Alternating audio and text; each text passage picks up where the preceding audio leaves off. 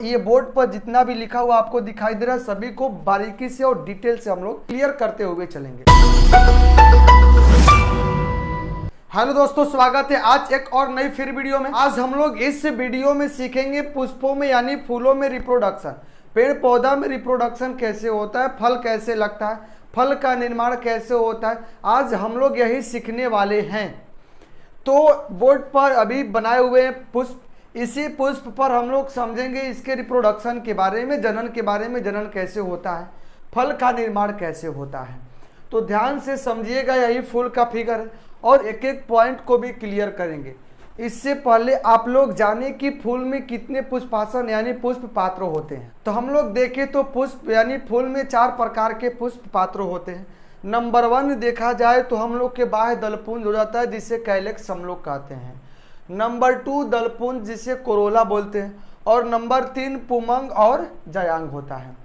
Number 3 में पुमंग होता है, जिसे एंड्रोसियम बोला जाता है, और जयांग को हम लोग गैनोसियम बोलते हैं। यही 4 हमारा फूलों में पुष्प पात्र होते हैं। नंबर 1 बोलेंगे बाह्य दलपुंज, दलपुंज, पुमंग और जयांग। ये चारों पॉइंट को भी क्लियर करेंगे और ये बोर्ड पर जितना भी लिखा हुआ आपको दिखाई दे रहा है सभी को बारीकी से और डिटेल से हम लोग क्लियर करते हुए चलेंगे। पहले हम लोग समझ लेते हैं वृंत क्या होता है, पेडिकल क्या होता है। पुष्प में पेडिकल समझ लेंगे हम लोग। पहले वृंत यानी फूलों के बाहरी आवरण के बारे में समझ लेंगे, तब इसके बाद हम लोग उनके रिप्रोडक्शन के बारे में समझेंगे, रिप्रोडक्शन कैसे होता है। और उसी रिप्रोडक्शन से यह भी समझेंगे पॉलिनेशन क्या होता है, परागण क्या होता है, परागकण क्या होता है। ये सभी को हम लोग क्लियर करने वाले हैं। तो ध्यान से समझिए वृंत। फूलों में आप सभी वृंत देखे होंगे। वृंत क्या होता है जैसे समझे, अगर हम लोग फूल को तोड़ेंगे, फूल को तोड़ने के बाद जो हाथ से हम लोग पकड़ते हैं ना फूल को, फूल के लिए जो डंठल होता है उसी डंठल को हम लोग पकड़ते हैं। उसी डंठल को हम लोग क्या कहते हैं, वृंत बोलते हैं। देखिए ये डंठल हो गया पुष्प का। डंठल से ही मान लीजिए यहाँ से फूल निकला है तना, तो हम लोग यहीं से तोड़ लेते हैं, उसका डंठल हम लोग पकड़ लेते हैं और उसी डंठल को हम लोग क्या कहते हैं, वृंत बोलते हैं, पेडिकल बोला जाता है। उसके बाद है बाह्य दलपुंज समझते हैं हम लोग, और पुष्पासन भी समझेंगे। सबसे पहले पुष्पासन समझ लेते हैं। पुष्प का समस्त भाग जिस पर स्थित होता है वही हमारा पुष्पासन कहलाता है। जैसे कि कोई फूल होता है, इधर से फूल निकलेगा तो नीचे इस तरह गोलाकार चपटा आकार की आप लोग देखेंगे, वही क्या होता है, पुष्पासन होता है। देखिए फिगर में भी बना है, ये वाला पार्ट जो आपको ये दिख रहा है इसी को हम लोग क्या बोलते हैं, पुष्पासन बोलते हैं, जिसे इंग्लिश में बोला जाता है थैलेमस। इसी को हम लोग पुष्पासन बोलते हैं, जिस पर पुष्प स्थित होता है। समझे, जो हाथ से हम लोग पकड़ते हैं उसे वृंत बोलते हैं, और जिस पर पुष्प स्थित होता है उसे हम लोग पुष्पासन बोलते हैं। यह भी समझ लिया। यानी पुष्प में 4 प्रकार के क्या होते हैं, पुष्प पात्र होते हैं। ये देखे आप लोग बाह्य दलपुंज, दलपुंज, पुमंग और जयांग, ये 4 प्रकार क्लियर कर लेंगे। अब समझिए, जो पकड़ते हम लोग, जो डंठल से जुड़े होते हैं, जो तना से जुड़ा होता है, उसे हम लोग वृंत कहते हैं। वृंत यानी पेडिकल बोलते हैं, जिस पर फूल स्थित होता है, यानी समस्त फूल जो स्थित होता है उसी को हम लोग क्या कहते हैं, पुष्पासन बोलते हैं। ये पुष्पासन हो गया। अब आते हैं पॉइंट बाह्य दलपुंज पर। बाह्य दलपुंज भी आप सभी ने देखे होंगे। सबसे पहले हम लोग जो बोर्ड पर फिगर बनाया गया उससे समझ लेते हैं, उसके बाद हम लोग एक फूल को लेकर के सभी पॉइंट को क्लियर कर लेंगे हम लोग। समझे, तो ध्यान से समझिए बाह्य दलपुंज क्या होगा। बाह्य दलपुंज फूलों के बाहरी कवर होता है। जैसे आप लोग बचपन में यानी जो जब छोटा सा फूल तोड़े होंगे, उसके फूल के कवर पर हरा हरा पार्ट का एक कवर लगा होता है पत्ती आकार का। वही जैसे जैसे फूल बड़ा होता जाता है वैसे वैसे वो कवर नीचे की ओर होते जाता है। वही हमारा क्या कहलाता है, बाह्य दलपुंज। यह बाह्य दलपुंज हरा होता है। ये प्रकाश संश्लेषण यानी फोटोसिंथेसिस भी करता है, फोटोसिंथेसिस में मदद भी करता है, और इस फूल को सहायता प्रदान भी करता है, यानी सुरक्षा भी करता है। समझे, वही बाह्य दलपुंज होता है। बाह्य दलपुंज जैसे जैसे फूल बड़ा होता है वैसे वैसे बाह्य दलपुंज नीचे की ओर लटक जाता है, वही बाह्य दलपुंज होता है। अब हम लोग देख लेते हैं दलपुंज। दलपुंज जैसे बाह्य दलपुंज के जस्ट ऊपर जो हम लोग को आकर्षक दिखने में बहुत सुंदर लगता है वही हमारा दलपुंज होता है। वही क्या होता है? दलपुंज होता है। उसी को हम लोग दलपुंज यानी कोरोला बोलते हैं। जैसे समझिए बाह्य दलपुंज नीचे की ओर लटका होता है और ऊपर जो फूल खिला होता है लाल पीयर हरियर जो दिखता है वही क्या होता है? दलपुंज। उसी को हम लोग दलपुंज बोलते हैं। ये समझ लिए। अब देखिए जब आप लोग फूल में देखेंगे तो कुछ इस तरह के पार्ट आप लोगों को दिखाई देता है। इस तरह के पार्ट दिखाई देता है कि ना देता है? भाई इनमें से एक पुमंग होते हैं और एक जयांग होते हैं। पुमंग के मतलब कहने का कि फूलों में पुरुष भाग जो मेल पार्ट होता है वह क्या होता है? पुमंग।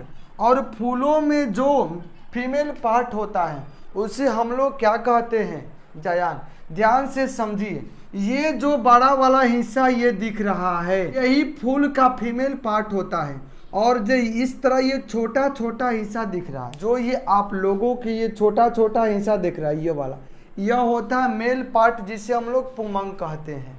क्या कहते हैं हम लोग? पुमंग। ये निकलता है सीधे अंडाशय से। कहाँ से जाएगा? जो ये पुमंग होते हैं, पुमंग यानी पुरुष वाले भाग, इसी पुष्पासन से सीधे निकले होते हैं। लेकिन जो जयांग वाला भाग होता है ये वाला, ये जयांग वाला भाग सीधे कहाँ से निकलेगा? निकलता है डायरेक्ट ये अंडाशय से। समझे? अगर देखिए जयांग में भी 3 पार्ट हो जाता है। जयांग में कितने पार्ट हो जाता है? 3 पार्ट। पहला पार्ट को हम लोग बोल सकते हैं अंडाशय। क्या बोल सकते हैं? अंडाशय। पहला पार्ट अंडाशय होता है, दूसरा का पार्ट वर्तिका होता है, वर्तिका, और तीसरा का पार्ट वर्तिकाग्र होता है। क्या होता है? वर्तिकाग्र। अब देखिए इसमें पॉलिनेशन होता कैसे, परागकण होता कैसे? बिना पॉलिनेशन के फल बन ही नहीं सकता है। फल को बनने के लिए पॉलिनेशन होना बहुत ज़रूरी है। तो अभी बतलाएं आप लोगों को कि जो ये फूल का मेल पार्ट होता है पुमंग और जो उसका फीमेल पार्ट होता है वो जयांग होता है। तो यही जो आपको दिख रहा है ना, पराग कोश और तंतु, ये जो पार्ट ये छोटा छोटा दिखाई दे रहा है यही वाला फूल के पुरुष भाग यानी पुमंग होता है। तो पराग कोश और तंतु मिल करके पुंकेसर बनाते, स्टेम्स बनाते हैं। इसी को हम लोग पुमंग भी बोलते हैं, यानी जो ये पार्ट बना हुआ है इसी पुमंग के ऊपर पराग कोश मौजूद हो, पराग कोश होता है ये वाला हिस्सा। और जो इसके ये तंतु, पतला तंतु होता है, इसको हम लोग फिलामेंट कहते हैं यानी तंतु कहते हैं। और जो अंडाशय से एक सीधा निकला होता है ऊपर की ओर गोलाकार होता है वह होता है वर्तिकाग्र। और जो ये पतला तंतु होता है उसे हम लोग बोलते हैं वर्तिका, अस्टेग। इसको अस्टेग्मा बोलते हैं। समझें? अब इसमें देखते हैं रिप्रोडक्शन होता कैसे, पॉलिनेशन होता कैसे, यानी परागण की क्रिया। परागण की क्रिया ये पूछता है परागण किसे कहते हैं? परागण। ध्यान से समझिएगा, जो ये पुष्प का मेल पार्ट है, मेल पार्ट कहने के मतलब जो ये पुंकेसर है, अगर हम लोग पराग कोश और तंतु को क्या बोल सकते हैं? पुंकेसर बोल सकते हैं। और इसमें वर्तिकाग्र, वर्तिका और अंडाशय ये तीनों मिल करके हम लोग स्त्री केसर बोल सकते हैं। इसे हम लोग स्त्री केसर बोल सकते हैं। इसे क्या बोलते हैं हम लोग? स्त्री केसर। ये तो तीनों फीमेल पार्ट होता है फूलों में। समझे? अब देखिए अब इसमें निषेचन कैसे होता है यानी पॉलिनेशन होता कैसे। तो देखिए इसमें जो मेल पार्ट पुमंग है, पुमंग के ऊपर क्या है? ये पराग कोश है। इसी पराग कोश से पराग कण निकलकर सीधे वर्तिकाग्र तक जाता है। पराग कोश से पराग कण निकलकर वर्तिकाग्र तक जाने की क्रिया को हम लोग क्या कहते हैं? परागण का। पराग कोश से पराग कण निकलकर वर्तिकाग्र तक पहुंचने की क्रिया को हम लोग परागण कहते हैं। और जब तकले यहाँ से पराग कण निकल करके सीधे वर्तिकाग्र तक नहीं जाएगा, वर्तिकाग्र तक नहीं पहुंचेगा, तब तकले परागण की क्रिया नहीं होगी और उस फूल में कभी फल नहीं लगेगा। आपको हम फूल से समझा देते हैं। ध्यान से समझिएगा। ज़्यादा बड़ा हमारे पास फूल तो नहीं है, लेकिन समझाने की कोशिश करेंगे ताकि हर एक पॉइंट आप लोगों को समझ में आ जाए। जैसे समझिए ऐसे ही अड़हुल के फूल लिए हैं, ये दिख रहा होगा आप सभी को, दिख रहा होगा आशा करते हैं। अब देखिए इसी फूल को से हम लोग समझेंगे। देखिए जैसे हम वृंत को समझते हैं, वृंत जो नीचे ये पार्ट होता है धरने वाला, नीचे वाला पार्ट तो टूट गया है, लेकिन नीचे भी एक पार्ट था, उसी को हम लोग वृंत कहते हैं। और ये आपको जो हरा वाला हिस्सा दिख रहा है, ये वाला जो अभी उखाड़ रहे हैं हम लोग, ये जो उखाड़ रहे हैं, ये वाला हिस्सा क्या होता है? ये जो आप लोगों को दिख रहा है हरा वाला हिस्सा, ये बाह्य दलपुंज होता है। और ऊपर जो ये लाल दिख रहा है ये आपको फूल, इसी को हम लोग पंखुड़ी भी बोलते हैं, या इसी को हम लोग दलपुंज यानी कोरोला बोलते हैं। देखिए यही फूल है, आप फिगर में भी देख लीजिए, यही फूल है, यही हमारा क्या है ये, यानी ये फूल का हम लोग बोल सकते हैं दलपुंज है। जैसे जैसे फूल को नोच करके अंदर घुसे हम लोग, देखिए दिखाई देने लगा पुमंग और जयांग। यानी इसी में क्या होता है, रिप्रोडक्शन होता है, पॉलिनेशन होता है, समझे। अब देखिए जो ये आपको दिख रहा है ना उजला वजला हिस्सा, ये छोटा छोटा हिस्सा, ये इसका पुरुष भाग है। और ये ऊपर वाला जो हिस्सा आप लोग का ये दिख रहा है, ये वाला स्त्री भाग है। जो ये उजला उजला हिस्सा दिखाई दे रहा है, यहीं से पराग कण निकलकर सीधे इसी एरिया यानी वर्तिकाग्र तक पहुंच जाएगा, उसी को हम लोग पॉलिनेशन बोलते हैं। एक और फूल देख लेते हैं, जैसे ये देखिए, ये वाला हिस्सा क्या होगा, दलपुंज होगा, बाह्य दलपुंज होगा। जो हिस्सा है वो पीला वाला हिस्सा उखाड़ रहे हैं, ये क्या होगा, इसका दलपुंज होगा, जिसे पंखुड़ी भी बोलते हैं। और इसके अंदर देखिए पुमंग जयांग निकल करके आ गया, इसी में पॉलिनेशन होगा, परागण की क्रिया इसी में होगा। ये जो आपको हिस्सा देख रहे हैं पाउडर टाइप के लग जा रहा है, यही परागकण होते हैं। जब हम लोग फूल को छूते हैं तो हाथ में पीला पीला आकार के पाउडर टाइप का लग जाता है, वही पराग कण होते हैं। और यही पराग कण जब वर्तिकाग्र तक पहुंच जाएंगे तो परागण की क्रिया होता है। इस पराग कोश में पराग कण स्थित होता है। अब वह पराग कोण जब वर्तिकाग्र तक पहुंचेगा तभी निषेचन की क्रिया होगी, समझे। तो ये था फूल के पार्ट। और अब समझते हैं, जब तकले परागण की क्रिया होगा नहीं तब तकले फूल में फल का निर्माण होता नहीं है। परागण की क्रिया होती कैसे, ये आपको अंडाशय दिख रहा है ना, यही बाद में विकसित होकर के फल का निर्माण होता है जब परागण की क्रिया हो जाती है, समझे। तो ध्यान से समझिए, परागण होता क्या है। सबसे आसान इसका डेफिनेशन है, पराग कोश से पराग कण निकलकर वर्तिकाग्र तक पहुंचने की क्रिया को परागण बोलते हैं, समझे। यानी इस पराग कोश से पराग कण निकलकर कहाँ पहुंच जाए, वर्तिकाग्र तक, उसी क्रिया को पहुंचने की क्रिया को हम लोग क्या बोलते हैं, परागण। जब भी पराग कोश से पराग कण निकलकर वर्तिकाग्र तक पहुंचेगा, यानी कहने के मतलब जब भी परागण की क्रिया हो जाएगी उसी टाइम से धीरे धीरे ये टोटल फूल मुरझाने लगता है।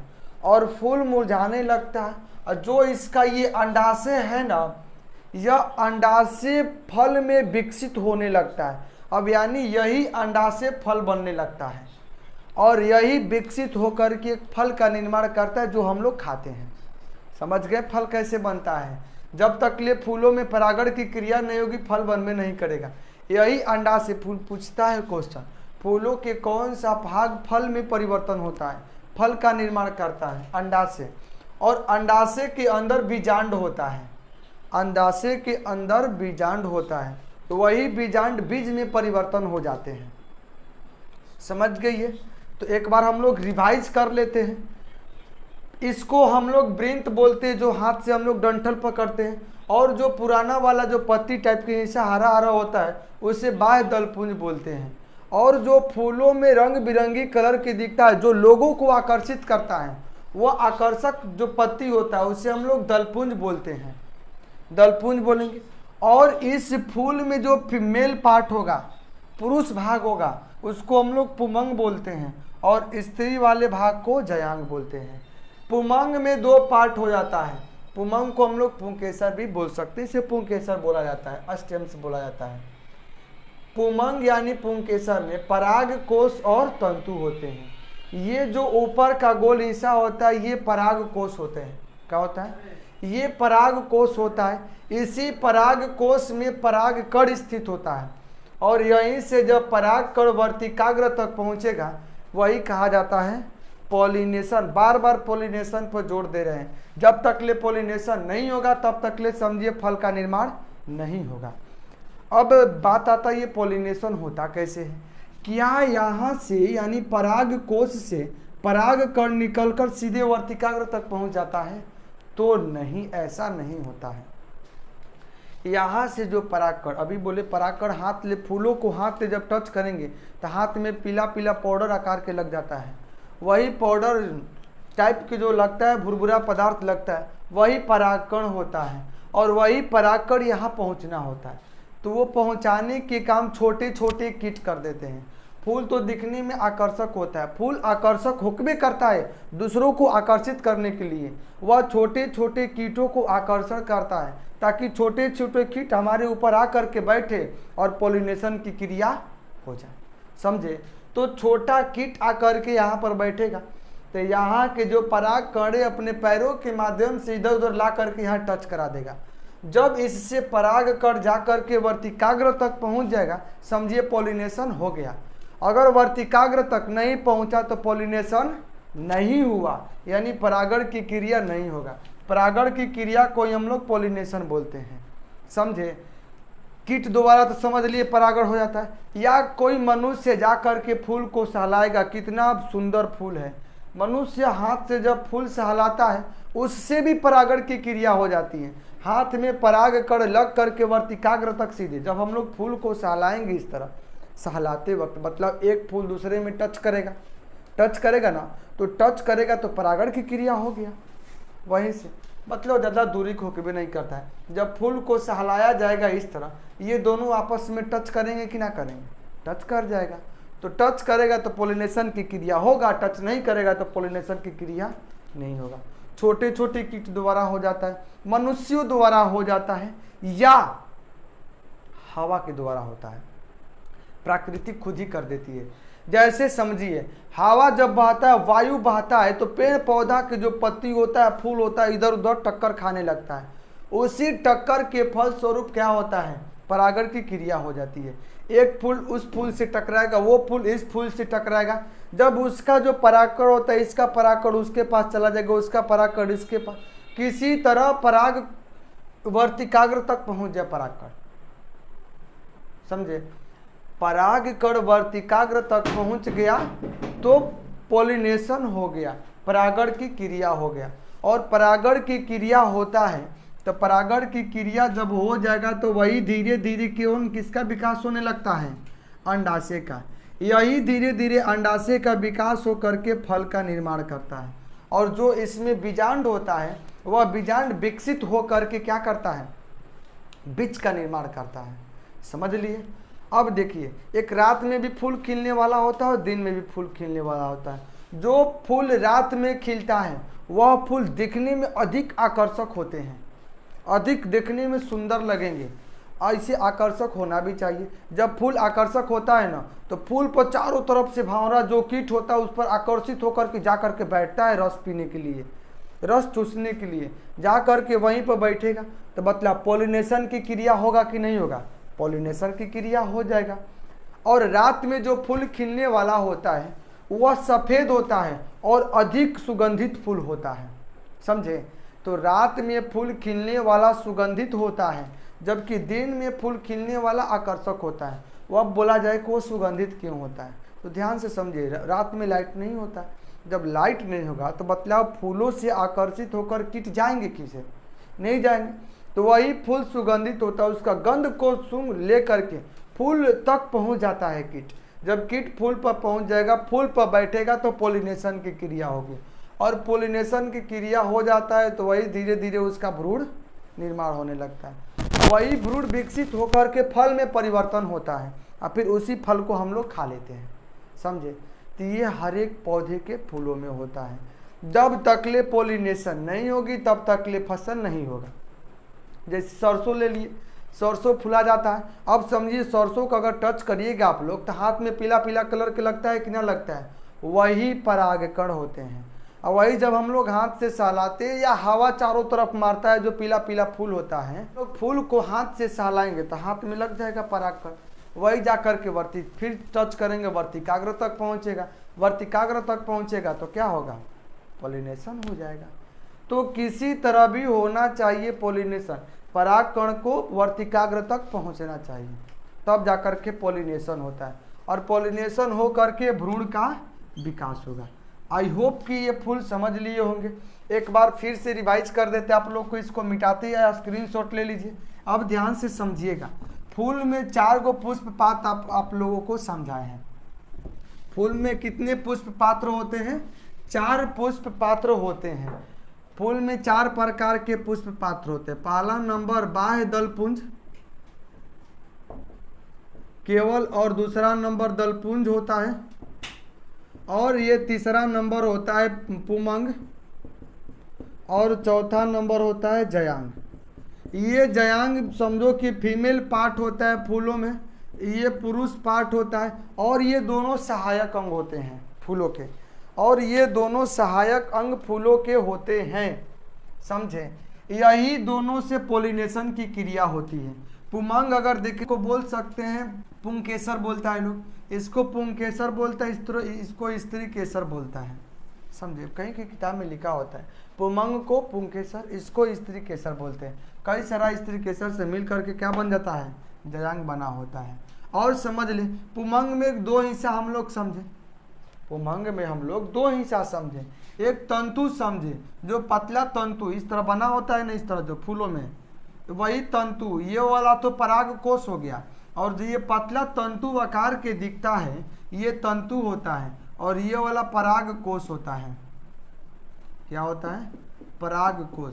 ऐसी पराग कोष से क्या निकलते हैं, परागकण निकलते हैं, समझे। अब स्त्री वाला पार्ट अभी समझाए आप लोगों को। स्त्री वाला पार्ट में वर्तिकाग्र होता है, वर्तिका होता है और अंडाशय होता है। वर्तिकाग्र तक पहुंचेगा परागकण तो पॉलिनेशन होगी, पॉलिनेशन होगा तो धीरे धीरे अंडाशय विकसित होकर के फल के निर्माण करते हैं, और वही जो अंदर बीजांड होता है अंडाशय के, वही बीज का निर्माण करते हैं। यही था फूलों के बारे में।